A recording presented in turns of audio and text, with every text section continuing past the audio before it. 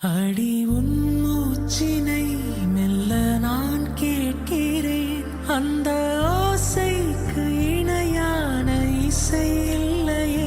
உந்தன் கூந்தல் மூடி கொஞ்சம் அசைகின்றது. அந்த அசைவுக்கு நடனங்கள் இணையில்லையே.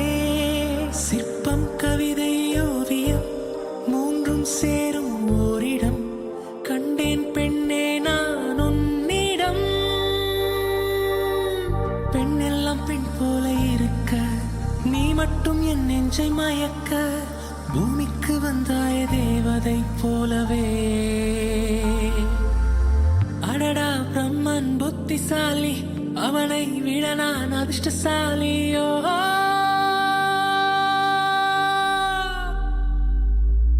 ஓ செஞோரிட்டா, பேசும் மெழுகு பொம்மையே.